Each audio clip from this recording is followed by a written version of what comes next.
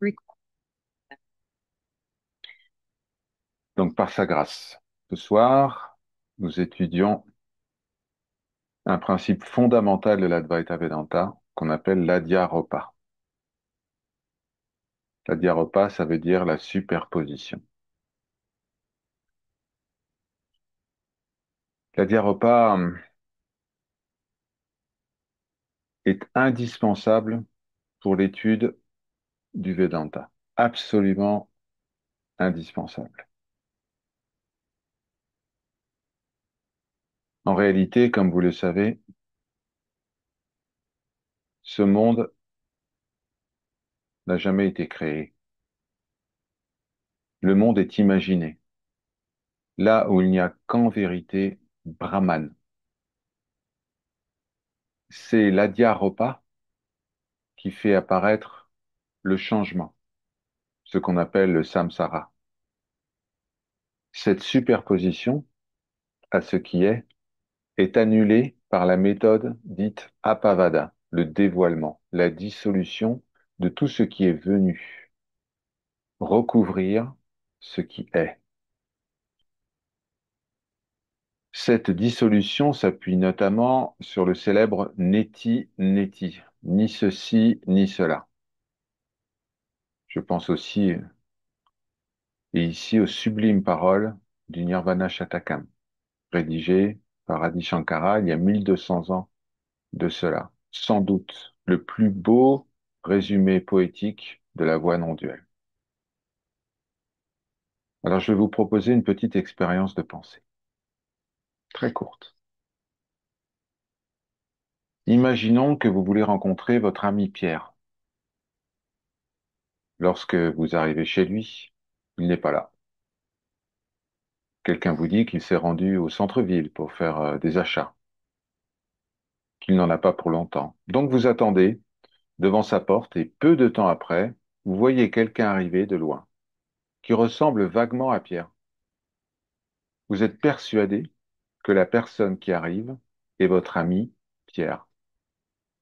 Mais après un certain temps, lorsqu'elle s'approche, vous constatez que ce n'est pas Pierre, mais Jacques. Vous avez superposé Jacques à Pierre. C'est ça la diaropa. La diaropa, c'est le résultat de l'expérience au sujet de la réalité. Nos sages ont pris l'exemple très connu de celui qui prend une corde vue dans la pénombre comme un serpent. Il y a aussi celui qui prend un poteau pour un homme, ou la nacre pour de l'argent, un mirage pour un vrai lac, etc. Imaginez, quelque part en Inde, dans la lumière tamisée du crépuscule, vous prenez une corde pour un serpent et vous avez terriblement peur. Mais un bon ami arrive avec une lampe et vous assure que ce n'est qu'une corde.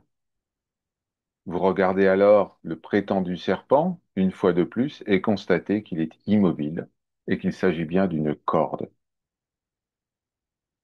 La superposition, la diaropa, disparaît alors.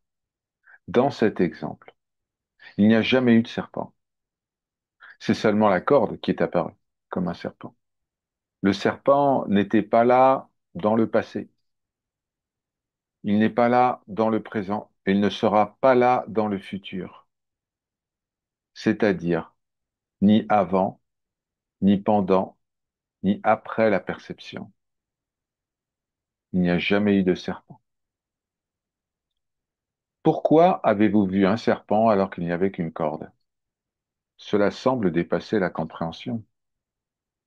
Vous direz simplement, il m'a semblé que la corde était un serpent. De même, tout, absolument tout, ce que vous voyez dans ce monde, sous la forme d'objets divers, tout est Brahman. C'était Brahman dans le passé, c'est Brahman maintenant et ce sera Brahman dans le futur. Pour un connaissant de soi, un gyani, il n'y a pas de monde du tout. Le monde existant par lui-même, paraît réel pour l'ignorant, l'Agyani, jusqu'à l'aube de la connaissance de ce qui est. Les personnages semblent être sous l'emprise de l'ignorance. On voit plein d'objets, on ressent du plaisir et de la douleur, on subit des souffrances et des épreuves, on est sujet aux préférences et aux aversions. Ragadvesha, ça vous rappellera quelque chose. Les cinq organes de la connaissance, ce qu'on appelle les Gyanendriyas, et les cinq organes de l'action, Karmendriyas, fonctionnent à plein régime et vous percevez des objets divers, des collines, des montagnes, des rivières, des hommes, des animaux, tout le reste. Mais lorsque par la grâce du Maître et par l'écoute, la réflexion et la méditation, vous percevez la réalité, alors le monde n'apparaît plus comme réel. Vous voyez Brahman partout. Alors, vous ne pouvez haïr personne. Vous ne pouvez détester personne, car vous voyez votre propre soi, ou Brahman, en tout. Lorsque vous voyez que tout le reste est le soi, qui pouvez-vous haïr? Vous deviendrez alors l'incarnation de l'amour cosmique pur. Et cela sans effort.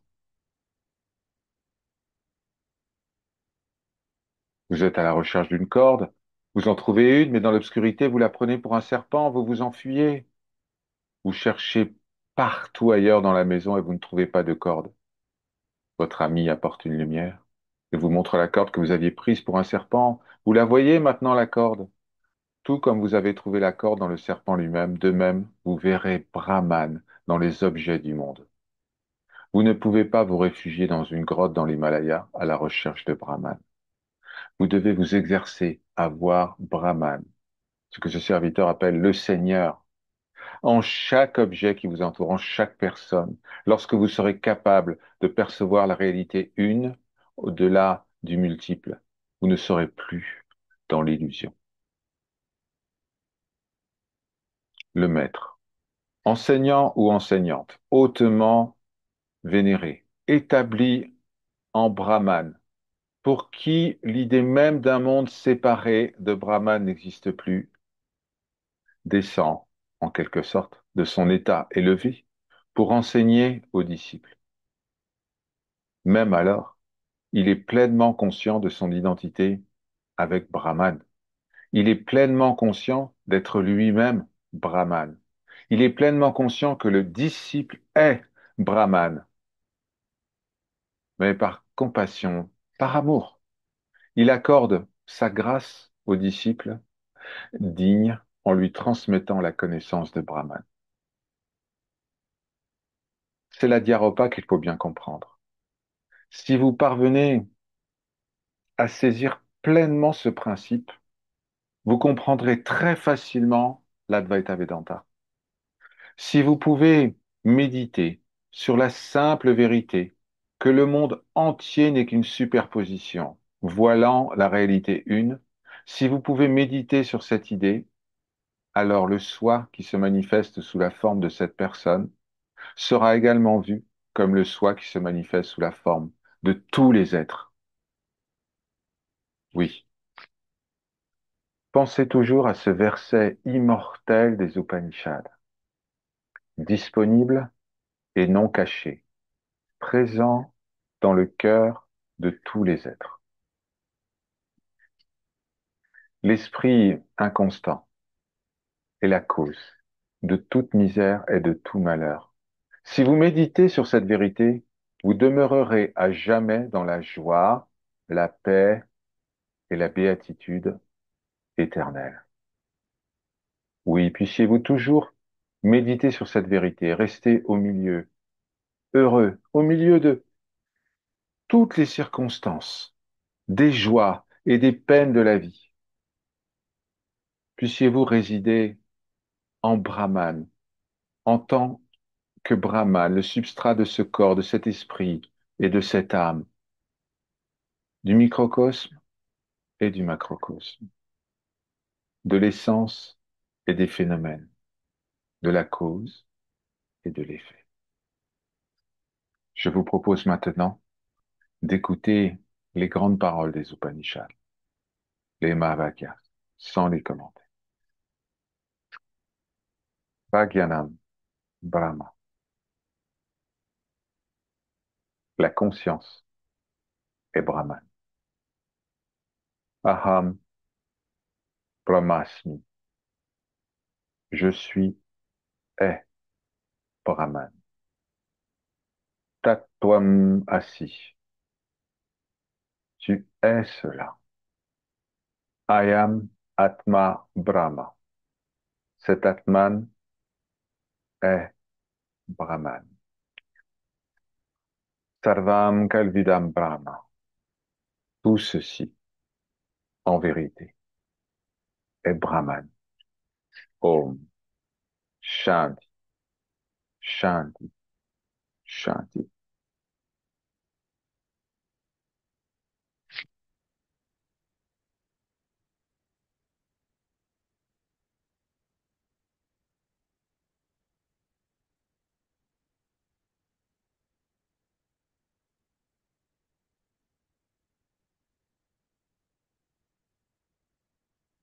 Alors, je vais vous écrire le mot Adiaropa dans la boîte de dialogue. Adiaropa. Donc, superposition. Hop, ça a dû apparaître. Et donc, le dévoilement, Apavada.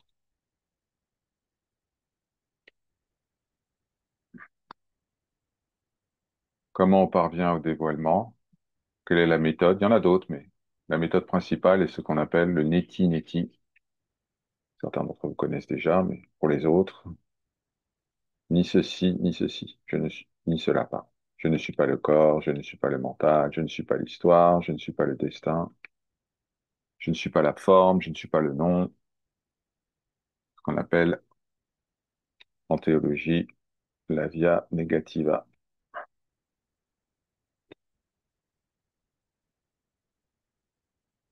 On dépouille, on retire couche après couche tout ce qui est venu se superposer. Ne reste alors que Purnamada Purnamidam, l'absolu.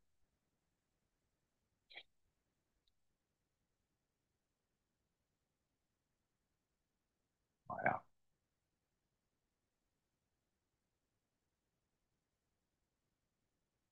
Maintenant est venu le temps des questions, des partages. Pour cela, vous pouvez utiliser la boîte de dialogue, bien sûr, ou simplement la petite main jaune dans le menu Réaction.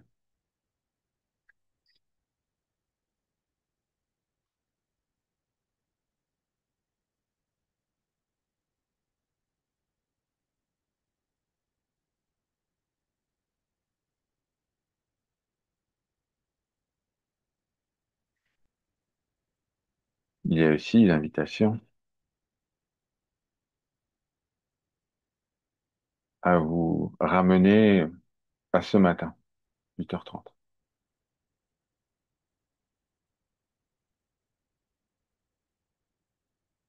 Pensez à ce que vous avez ressenti lorsque vous avez vu le visage de Shankar en grand format, normalement. Il apparaît en grand sur l'écran. Peut-être pas chez tout le monde, mais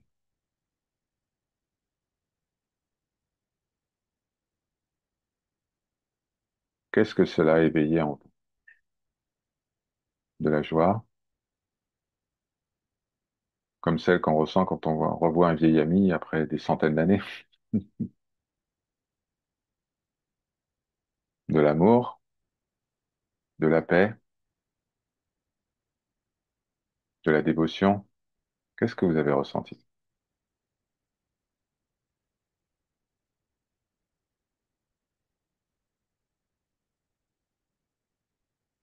Pensez à ça.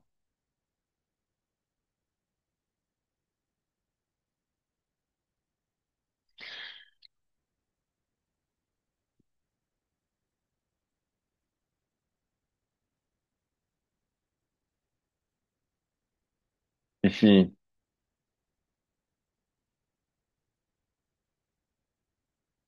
toujours de l'amour.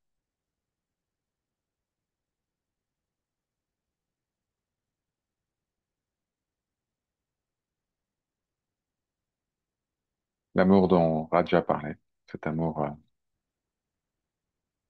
inexplicable, infini.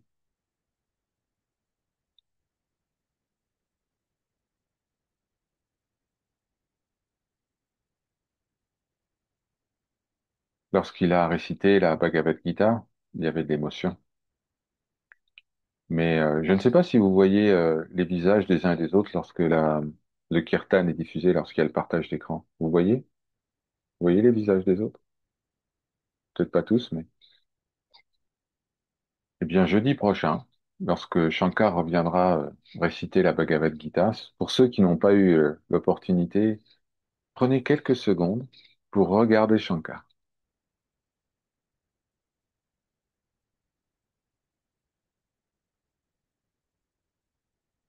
Son amour infini pour le Seigneur, son émotion indescriptible.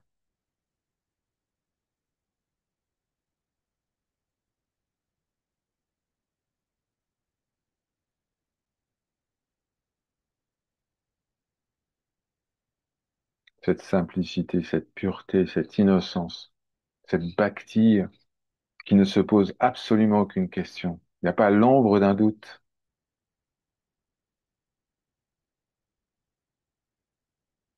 comme tous les Dikshitas. Shankar sert le Seigneur, Shankar vit le Seigneur, Shankar est le Seigneur.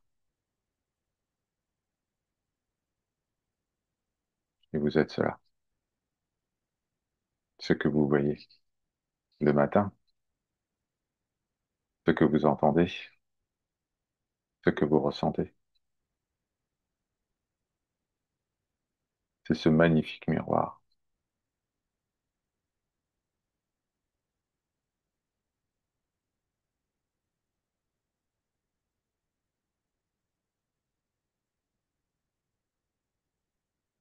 Nous allons être bientôt beaucoup plus nombreux. Ce serviteur a pris de différents contacts avec d'autres sanghas afin que nous puissions joindre nos forces pour notre petite session du matin. Par sa grâce, mais nous serons toujours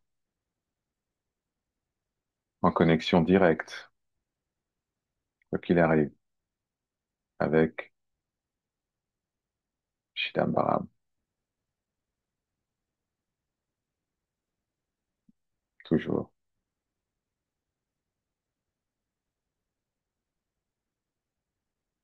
Chaque jour, nous recevons une pluie de grâce, une pluie de bénédictions en direct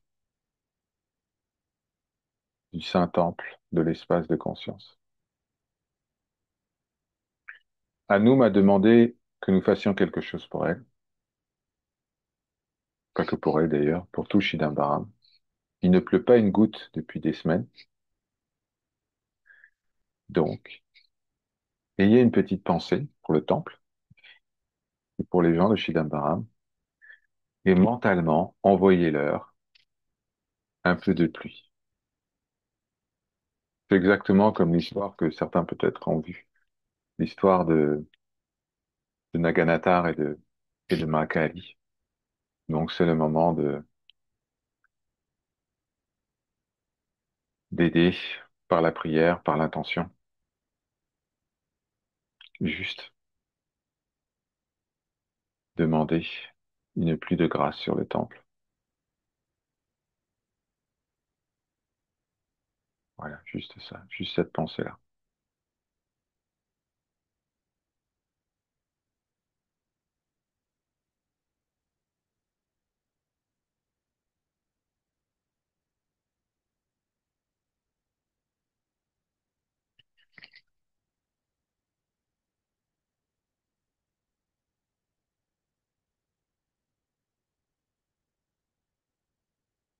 Alors, pour être certain que nos paroles seront entendues, je vous propose de joindre les mains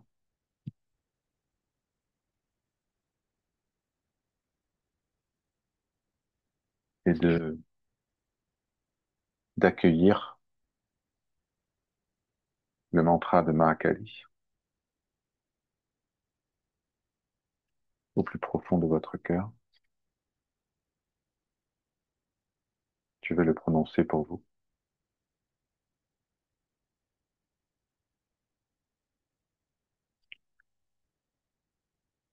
Om Karim Mahakalikaye Namaha.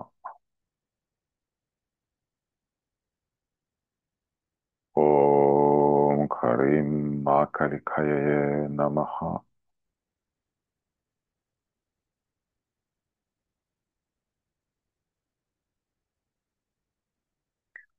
Om Karim Mahakalikaye Namaha.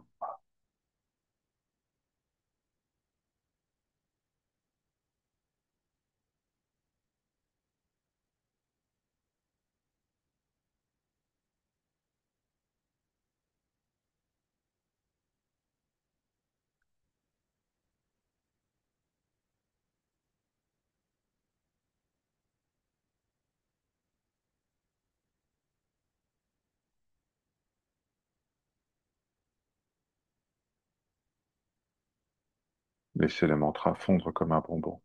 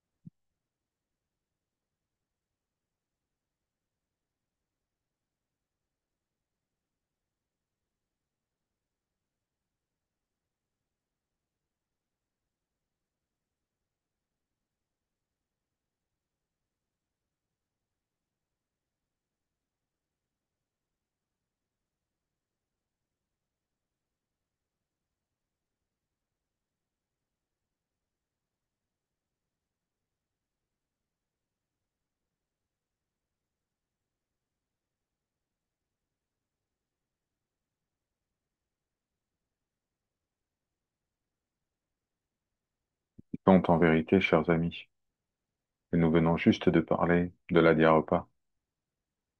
Ce n'est pas qu'il pleuve ou non au temple de Chidambaram. Ce n'est même pas qu'il y a un temple de Chidambaram. Ce qui compte, c'est l'amour infini que vous avez peut-être ressenti en entendant le mantra et en l'accueillant.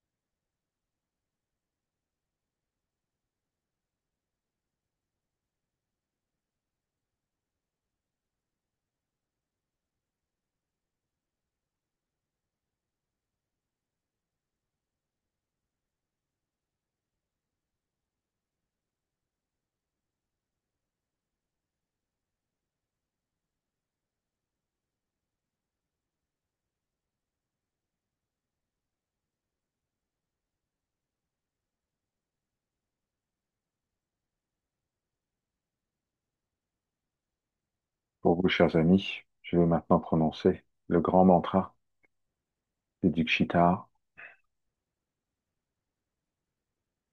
Certains de vous l'ont peut-être déjà entendu, jamais lu, certainement. Bien sûr, ça parle de Kali.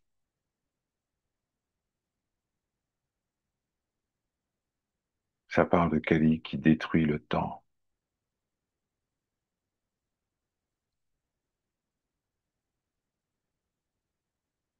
Kali qui est l'essence de toute chose.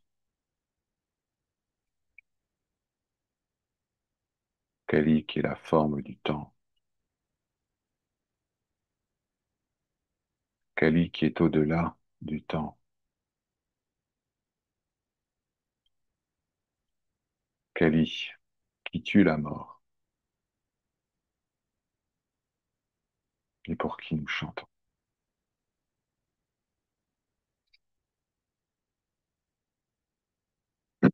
Je vais le prononcer une seule fois.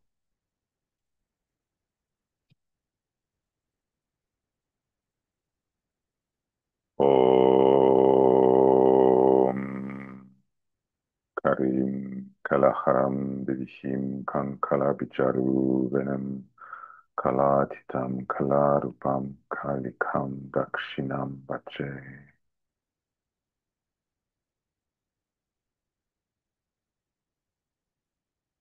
C'est le mantra des mantras, le mantra maître construit autour du bija de la graine Kalim.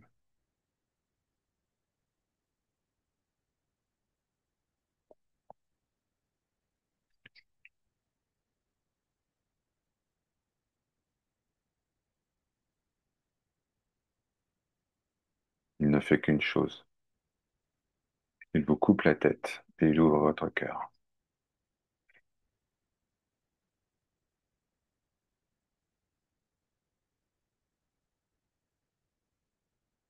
Certains d'entre vous qui sont particulièrement proches en esprit de la Divine Mère, quelle que soit la forme et le nom, pourront certainement ressentir, même voir celle qui est,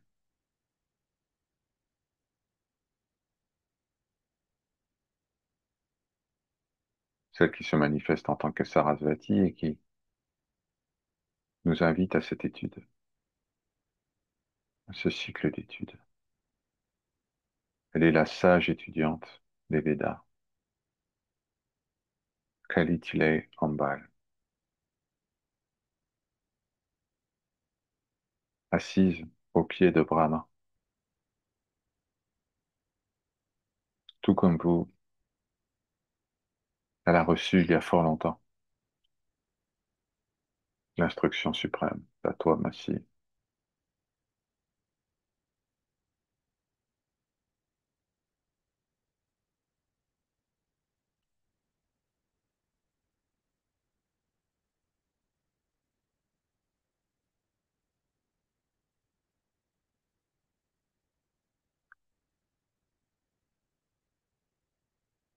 Elle vous sourit.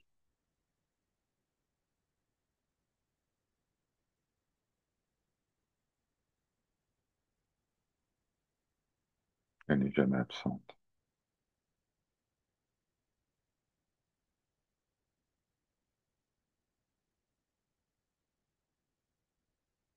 Elle adore les serviteurs du temple,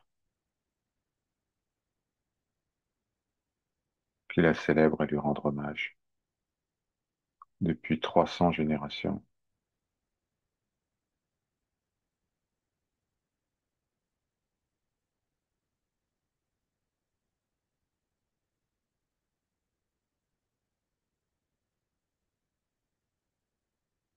avant même la bataille de Kurukshetra,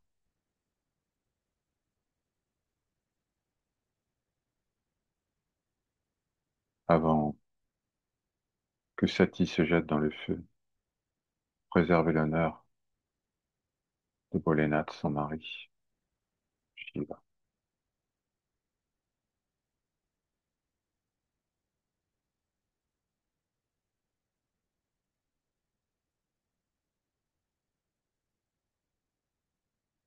Avant tout cela,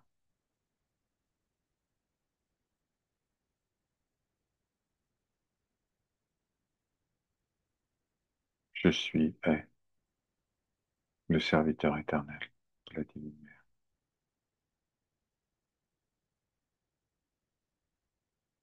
De vie en vie, d'époque en époque.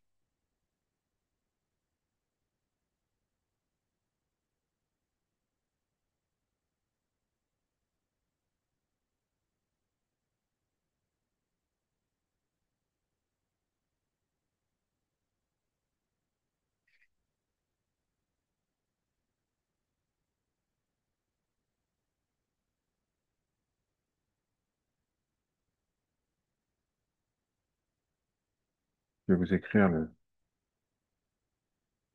mantra. On appelle ça le petit mantra, mais c'est déjà quelque chose.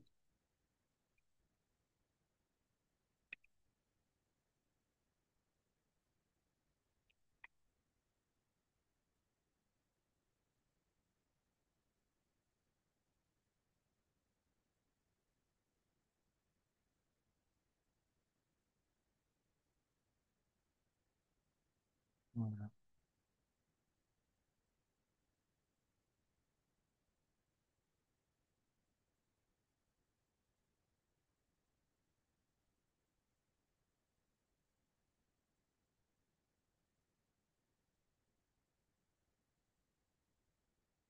Et invité Kalima, ici. Côté lui la bienvenue, bien sûr. C'est une formalité, c'est une convention, puisque elle est vous.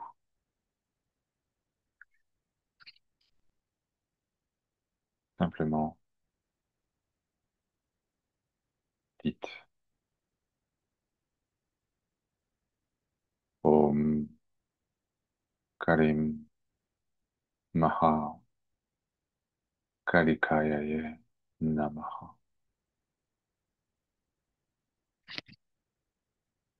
Et laissez le silence faire son œuvre.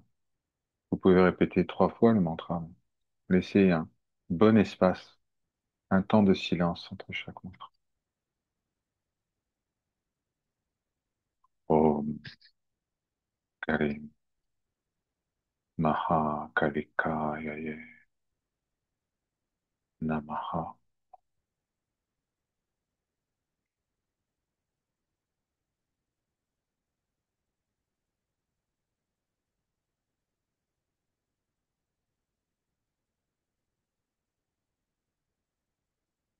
Om Kalim Maha Kalikayaye Namaha.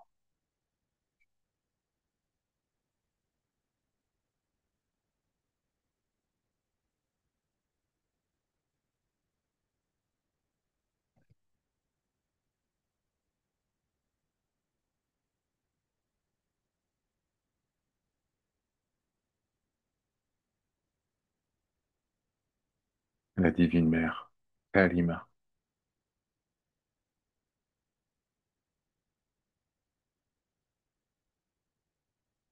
s'est présentée à vous sous de très nombreuses formes. Votre mère, votre sœur, votre amie,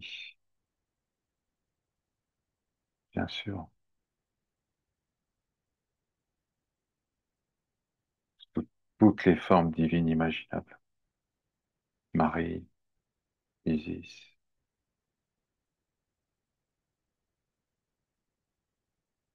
Lakshmi, Radha, Sita, Sarasvati, Ganga, Janani, Yamuna, Nirmala, Yashoda, Durga, Prema,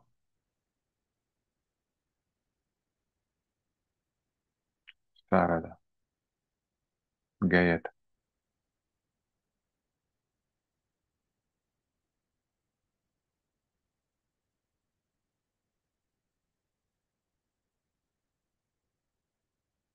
en prononçant ce mantra. vous anéantissez le mental. Vous ouvrez grand la porte du cœur.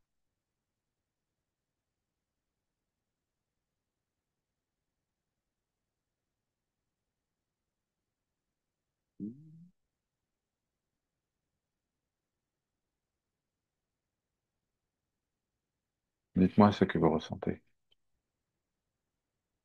Prenez la parole.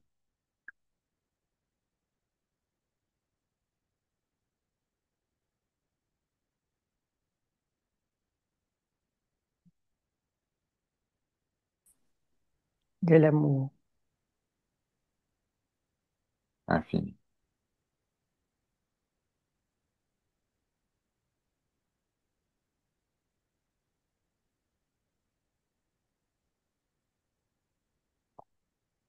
De la joie.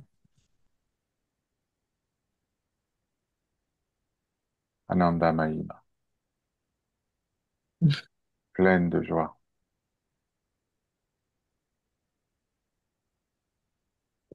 Quand on est triste, quand on est abattu. Vous savez que Sri Ramana Maharshi, quand il était un jeune garçon de 7 8 ans, s'était fait vertement réprimander par son père. Il avait fait une bêtise. Vous savez ce qu'il a fait? Il a couru au temple. Il est allé se cacher derrière la statue de Parvati. Et il a pleuré à chaudes larmes.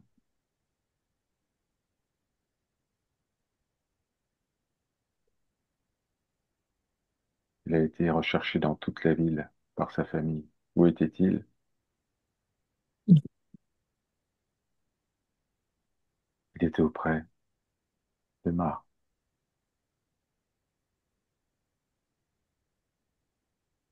Plus tard, quand sa mère est venue vivre avec lui,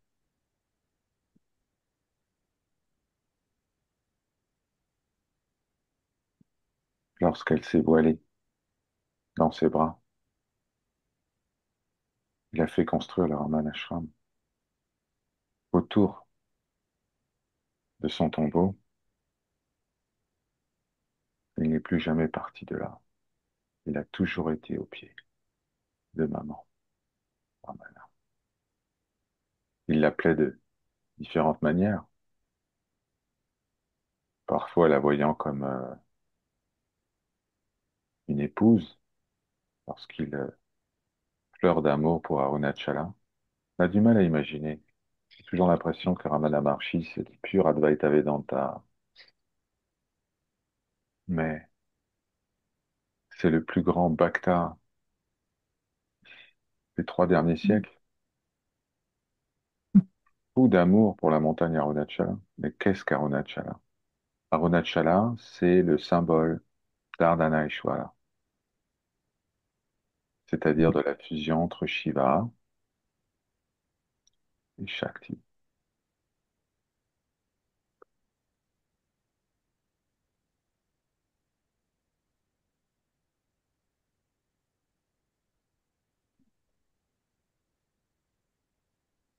Vous n'avez pas idée de la puissance sans limite de l'amour de Kalima pour tous ces enfants. C'est inimaginable, c'est indescriptible.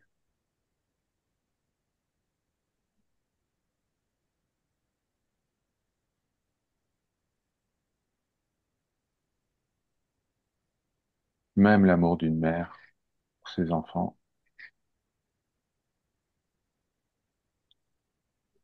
ça donne une vague idée.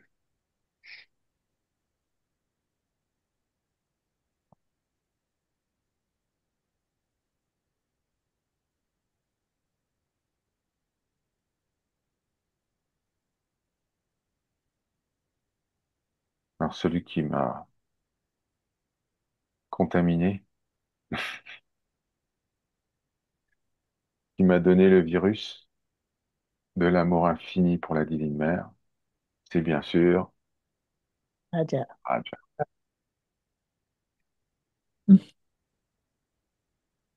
C'était en vérité l'essentiel de son enseignement, au-delà de l'érudition, au-delà du partage des traditions du temple de Chidambaram. C'est l'amour infini pour Makali.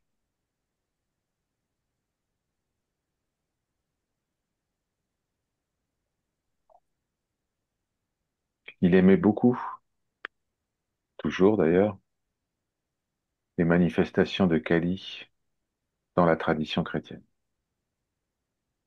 Beaucoup. Il aimait beaucoup l'image de Marie tenant Jésus. Il aimait beaucoup, mais ça c'était pour me faire plaisir, je pense. Sainte Thérèse de Lisieux, il en parlait beaucoup.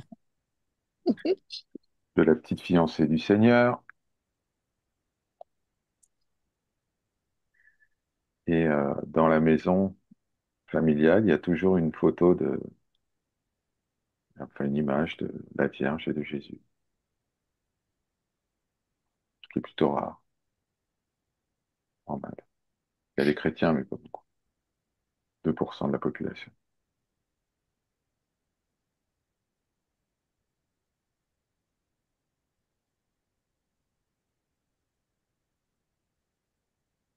Tout ce qui évoquait la Divine Mère, que ce soit dans la tradition chrétienne, la tradition égyptienne, même la tradition extrême orientale, avec toutes les formes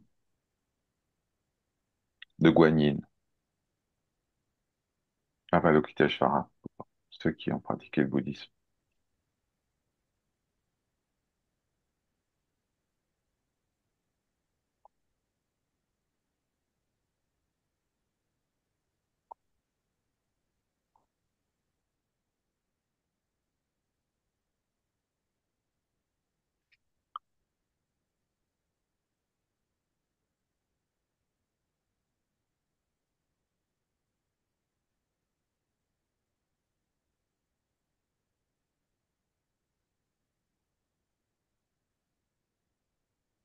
Ce week-end, nous chanterons pour la Divine Mère.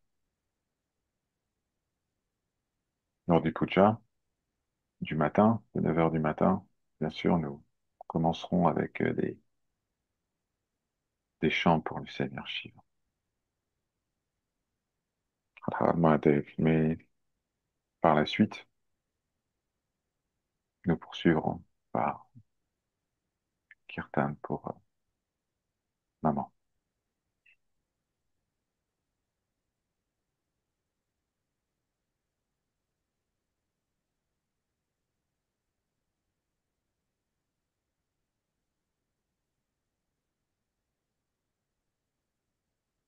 Voilà, ici, simplement, il y a cette invitation à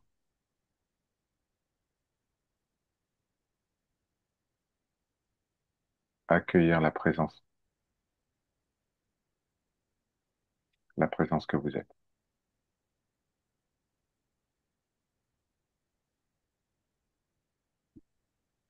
par sa grâce.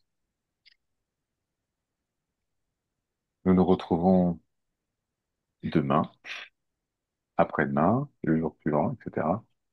Mais en ce qui concerne ce cycle d'études Vedanta, nous nous retrouvons donc jeudi prochain à 17 heures sur Zoom. Nous aborderons un autre aspect du Vedanta, ce qu'on appelle les trois étapes. On va en parler, important. Mais il y aura d'autres rendez-vous d'ici là.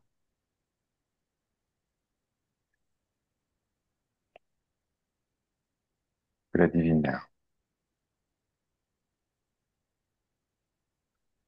qui vous aime tant,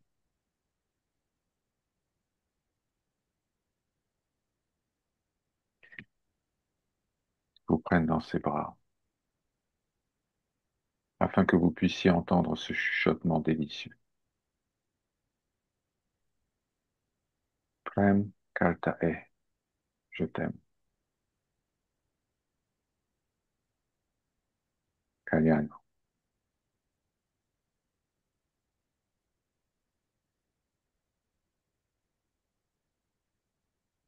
que sa présence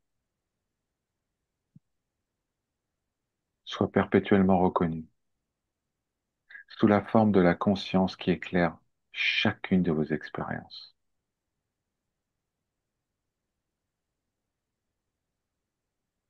Tataste, ainsi soit-il.